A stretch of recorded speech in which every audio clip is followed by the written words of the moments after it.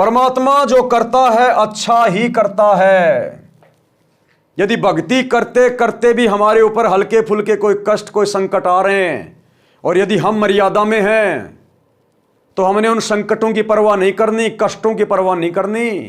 वो कष्ट भी हमारे लिए वरदान होंगे, वो भी हमारे हित में हैं, जो वर्तमान में हमें समझ में नहीं आ रहे, लेकिन सतगुरु को सब पता है कि यही कष्ट यही परेशानी इसके लिए वरदान बनेगी, इसकी दृढ़ता का कारण बनेगी, दृढ़ता का कारण। तो गुरुदेव क्या कह रहे हैं? परमात्मा जो करता है अच्छा ही करता है। एक छोटी सी कथा फिर हमें गुरुदेव बता रहे हैं। दीक्षा लेने के उपरांत भगत के ऊपर भक्ति की राह में कितना ही कष्ट आए, मन में यही आए कि परमात्मा जो करता है भगत के भले में करता है। कथा, एक कथा के माध्यम से समझा रहे हैं गुरुदेव भगवान। एक राजा तथा महामंत्री गुरु के शिष्य थे। महामंत्री जी को पूर्ण विश्वास था, परंतु राजा को सत्संग सुनने का समय कम मिलता था, जिस कारण से वह परमात्मा के विधान से पूर्ण परिचित नहीं था, परंतु भक्ति श्रद्धा से करता था। देखो भाई और बहनों, ये श्रद्धा और ज्ञान दोनों एक दूसरे के पूरक हैं। श्रद्धा है, यदि ज्ञान आधार नहीं है तो भी नाव डूबेगी, और ज्ञान आधार है लेकिन श्रद्धा नहीं बनी अपने गुरु के प्रति तो भी नाव डूबेगी। गाड़ी के 4 टायर हैं, एक टायर भी यदि पंचर है गाड़ी सही से नहीं चलेगी। परंतु भक्ति श्रद्धा से करता था। महामंत्री को राजा हमेशा अपने साथ रखता था, उसकी सबसे अधिक इज्जत करता था। एक मंत्री को महामंत्री से इसी बात पर ईर्ष्या थी, यानी वो राजा उस महामंत्री को अपने साथ रखता था, जहां भी जाता था शिकार खेलने या अन्य कहीं जगह सदा उस महामंत्री को अपने साथ रखता था और विश्वास भी करता था। एक दूसरा मंत्री था, उसको इस बात को लेकर महामंत्री से ईर्ष्या हो गई और वो बहाना ढूंढने लगा, मौका ढूंढने लगा उस राजा की नजरों में महामंत्री को नीचे गिराने का। वह महामंत्री को राजा की नजरों में गिराने के लिए राजा को महामंत्री के विषय में निंदा करता था।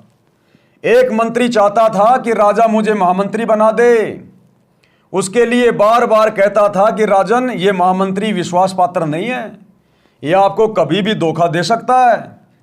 एक दिन राजा तथा महामंत्री तथा वह चापलूस मंत्री वह अन्य मंत्रीगण किसी अन्य शहर में जाने की तैयारी में महल के अंदर हॉल में खड़े थे।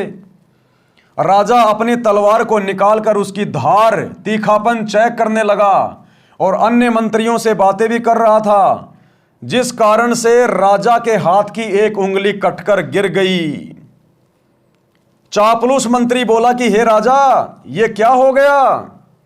हमारे राजा कितने सुंदर थे, आज हमारा दुर्भाग्य का दिन है। हाय, ये क्या हो गया? प्रजा का कौन सा भार अपने ऊपर ले लिया? महामंत्री बोला, अच्छा हुआ। वो महामंत्री जो राजा के साथ रहता था, जो भगवान पे विश्वास करता था, भक्ति करता था, उसको पता था कि परमात्मा जो भी करता है अच्छा ही करता है। भाई और बहनों, यहां पर हर प्रकार के कर्मों का हिसाब किताब ये कबीर परमात्मा सतगुरु रामपाल जी भगवान धर्मराज को देता है। उसके बाद उसका काम केवल सजा सुनाने का है। सभी जीवों का अकाउंट सतगुरुदेव भगवान के पास है। इसीलिए तो परमात्मा अपनी वाणी में कहते हैं कि जम जोरा जहां से डरे मिटे कर्म के लेख, अदली असल कबीर है कुल के सतगुरु एक। वो कर्मों का लेख कौन मिटा सकता है? सतगुरु। क्योंकि सभी जीवों का कर्मों का लेख सतगुरु के हाथ में है। धर्मराज तो केवल सजा सुनाता है, जिसका जैसा कर्म है अकाउंट बना के यही परमात्मा देता है। जिस प्रकार फैक्ट्री का मालिक होता है या और कोई उद्योगपति होता है, उसको तो केवल फाइनल लिस्ट देखनी पड़ती है, बाकी तो जो सीए होते हैं उसके अकाउंटेंट होते हैं वो ही करते हैं सारा काम। जोड़ गुणा बाकी भाग, कितना निकला कितना घटा कितना बढ़ाया। तो इसी प्रकार इस पूरी सृष्टि में 21 ब्रह्मांड के लोक में, अक्षर पुरुष के लोक में जीवों को कर्म आधार से जो भी सजा मिलती है या कोई सुख मिलता है, नरक स्वर्ग 84, ये कबीर परमात्मा सबका अकाउंट बना के देता है, और इस कबीर परमात्मा को अकाउंट बनाने के लिए पाप और पुण्यों का कॉपी पेन लेने की जरूरत नहीं है। इनकी विज्ञान अति एडवांस है। ये चुटकी बजाते ही असंख्य जीवों का अकाउंट एक ही क्षण में हो जाता है। जिस प्रकार सतलोक में हम सभी आत्माओं ने दुर्गा के पीछे पीछे हाथ खड़े कर दिए थे, असंख्य आत्माओं ने, जितने भी हम यहां हैं, उसी समय कबीर परमात्मा सतगुरु रामपाल जी ने काल से क्या कहा था कि भाई ज्योति निरंजन, तू अपने 21 ब्रह्मांडों में जा, जितनी भी आत्माओं ने हाथ खड़े किए इन सब के नंबर मेरे कंप्यूटर में आ गए। गिने थोड़ी थे परमात्मा ने, एक सेकंड का काम भी नहीं है। तो ऐसे ही ये परमात्मा सबका अकाउंट बना के देता। धर्मराज को सिस्टम बना रखा है परमात्मा ने, सिस्टम। दिमाग में टेंशन लेके काम नहीं करता परमात्मा। तो महामंत्री ने क्या कहा कि जो हुआ अच्छा हुआ। ये उंगली भी अगर कटी है तो इस राजा के भले के लिए कटी है, इस राजा के हित में कटी है। ठीक इसी प्रकार भाई और बहनों, भक्ति करते करते यदि हमारे ऊपर थोड़ा बहुत कोई संकट, कोई कष्ट आता है, हमने गुरु में दोष नहीं देखना, भक्ति में दोष नहीं देखना, निराश नहीं होना। वो जो भी कुछ हो रहा है वो हमारे भले के लिए हो रहा है। हॉस्पिटल में जाने के बाद में मरीज के साथ डॉक्टर जो भी करेगा उसके भले के लिए करेगा। अगर टांग भी काटनी पड़ गई तो उसके भले के लिए काटेगा, नहीं तो वो वायरस पूरे शरीर में फैल जाएगा, मर जाएगा। तो जान बचाने के लिए अगर डॉक्टर टांग काट रहा है तो उसके भले के लिए काट रहा है। भले उसको लग रहा है मेरी तो टांग काट दी, मेरा जीवन बर्बाद कर दिया। अरे एक टांग है अभी, आजकल तो दूसरी टांग भी बन जाती है नकली। तो वो जो भी कुछ कर रहा डॉक्टर मरीज के भले के लिए, तो सतगुरु की शरण में आने के बाद सतगुरु जो भी कुछ करता है हमारे हित में करेगा। हमें उस समय नहीं पता चलता, बाद में जाके पता चलता है कि अगर गुरुजी ने उस दिन ऐसा ना किया होता तो मैं तो बर्बाद हो जाता। इसलिए हमने पहले ही ज्ञान को आधार बनाकर सतगुरु की किसी भी क्रिया में दोष नहीं देखना है। जिस प्रकार भाई और बहनों, असंख्य बार हम गधे कुत्ते सूअर बन लिए।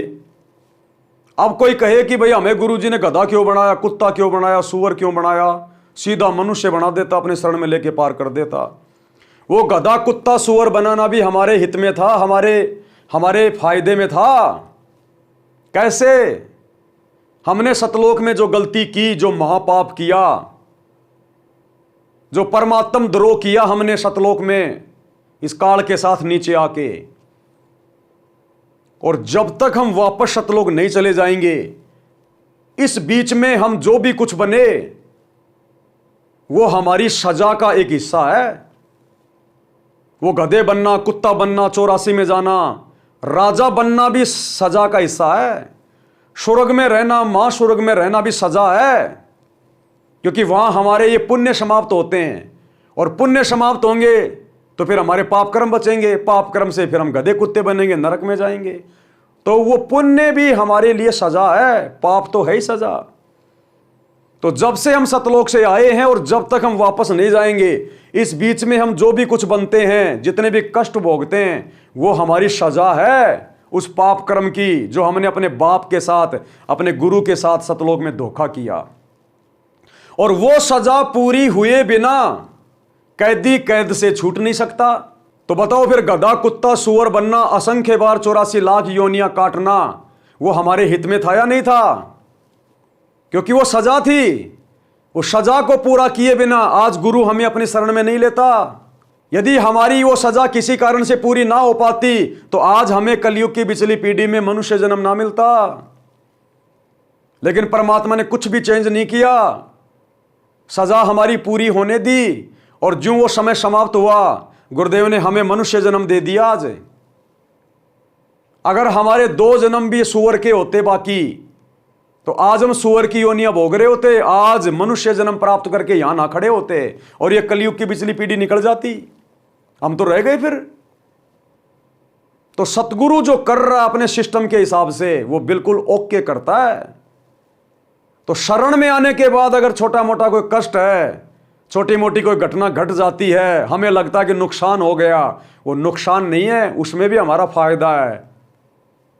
थोड़ा सा धैर्य रखिए, थोड़ी शांति रखिए, ठंडे दिमाग से सोचिए। उस संकट में भी अपने गुरु को ना भूलिए, अपनी भक्ति को नियमित करते रहिए।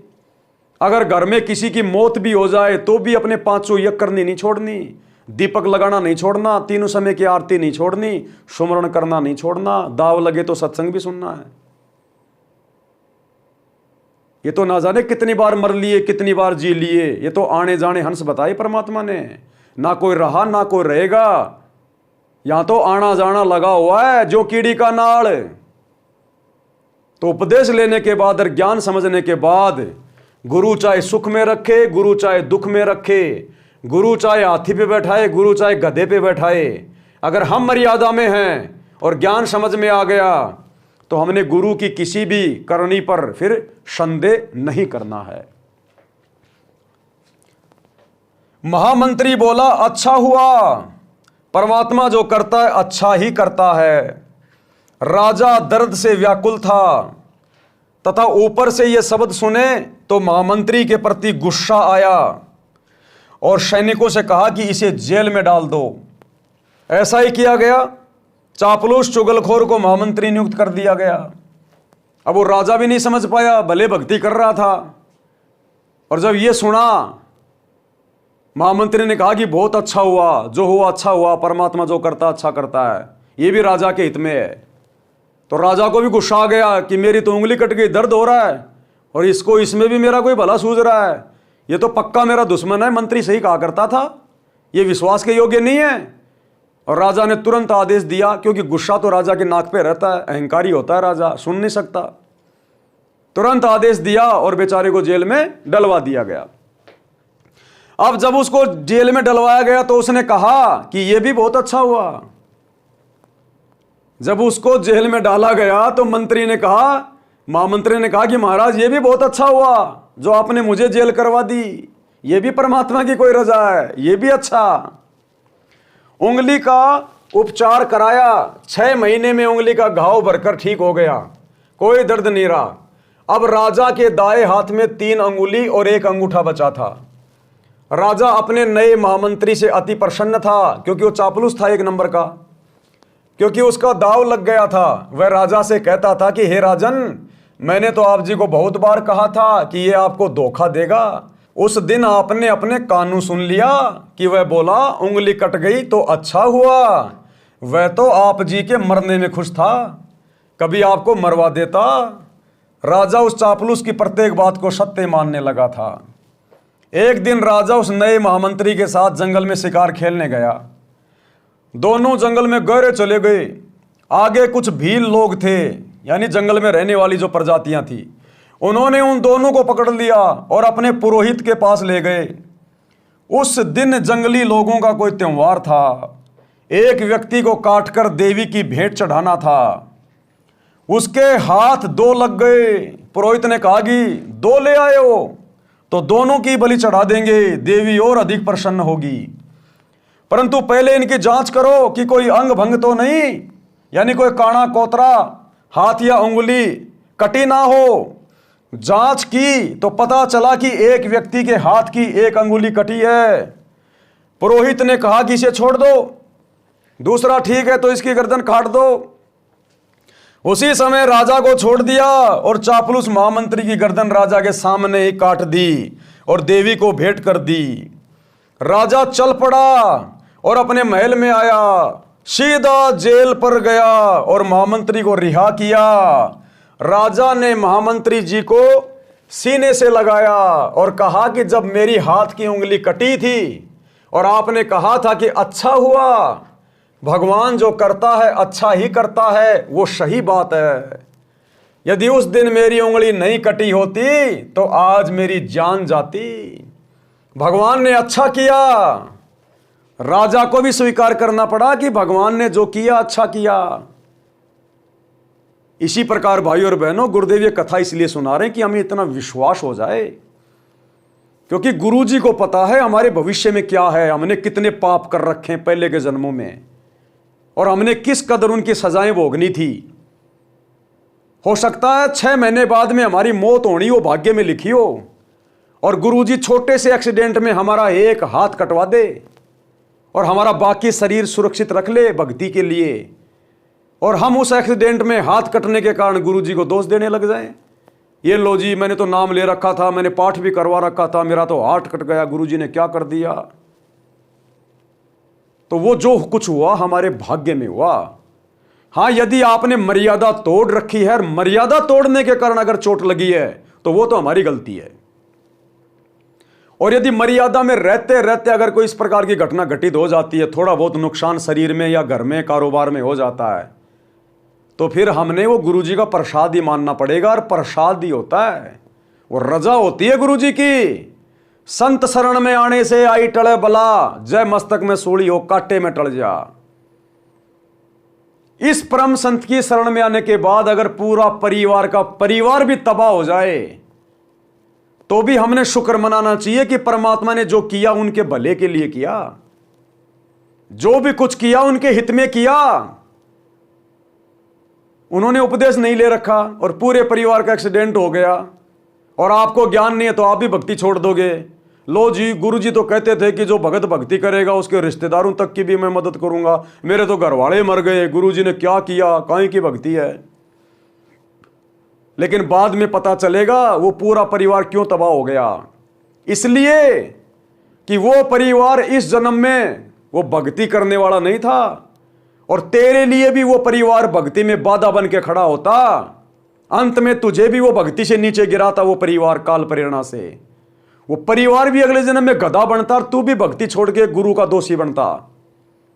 और गुरु ने उस परिवार के हित में उसको नष्ट कर दिया, जिस कारण से तेरी भक्ति में कोई बाधा नहीं होगी, तेरी भक्ति सफल होगी, तू मोक्ष प्राप्त करेगा। और उस परिवार को गुरुजी तुरंत मनुष्य जन्म देके किसी भगत के घर में डालेंगे, वो भी जन्म से भक्ति करेंगे, तो उनका भी भला और आपका भी भला। लेकिन बिना ज्ञान के हम इस रहस्य को नहीं समझ पाते और अपने गुरु में दोष देखने लग जाते हैं। तो भाई और बहनों, हमने इतनी कॉमन सेंस का प्रयोग करना पड़ेगा। इस ज्ञान को आधार बना के हमने इस कदर अपने गुरु पर विश्वास करना पड़ेगा। यदि उस दिन मेरी उंगली नहीं कटी होती तो आज मेरी जान जाती। भगवान ने अच्छा किया। राजा ने फिर कहा कि मेरे लिए तो अच्छा हुआ, परंतु आपको 6 महीने जेल व्यर्थ में बिना दोष के काटनी पड़ी, आपके लिए क्या अच्छा हुआ। महामंत्री बोला कि आज मैं जेल में न होता तो आपके साथ जाता और वहां मेरी गर्दन कटनी थी, मेरी मौत होनी थी। 6 महीने की कैद से मेरी जान बच गई, मेरे लिए यह अच्छा हुआ। महामंत्री बोला, यदि आप मुझे जेल में ना डलवाते तो आज जंगल में शिकार खेलने के लिए मैं आपके साथ जाता और आपको तो छोड़ दिया जाता क्योंकि आपकी तो उंगली कटी हुई थी, और फिर मेरी बलि चढ़ाई जाती। तो मेरे लिए यह अच्छा हो गया कि 6 महीने की जेल ने मेरी जान बचा दी। मेरे लिए परमात्मा ने यह अच्छा किया। तो कहने का मतलब भाई और बहनों, हमने परमात्मा पर, अपने गुरुदेव भगवान पर हर स्थिति में उसी प्रकार से पूर्ण विश्वास बना के रखना है। वो आंधी तूफान जो हमें उठा हुआ दिखाई दे, वो सतगुरु अपनी समर्थता से कब शांत कर देगा हमें पता भी नहीं चलेगा। लेकिन हमने उन समस्याओं को देखकर डगमग नहीं होना चाहिए, क्योंकि हमारा गुरु समर्थ है। हमारा गुरु स्वयं परमेश्वर है, परमात्मा है। गरीब ऐसा सतगुरु हम मिल्या, बेपरवाह अबंध, परमहंस पूर्ण पुरुष, रोम रोम रविचंद। निर्विकार निर्भय तू ही और सकल भयमान, सब पर तेरी साहिबी तुझ पर साहिब नाए। इस प्रकार भगत को परमात्मा पर विश्वास करके अपने जीवन के सफर पर चलना है। यानी भगत ने अपने गुरु पर विश्वास करके भक्ति रूपी सफर पे दृढ़ता के साथ चलना है।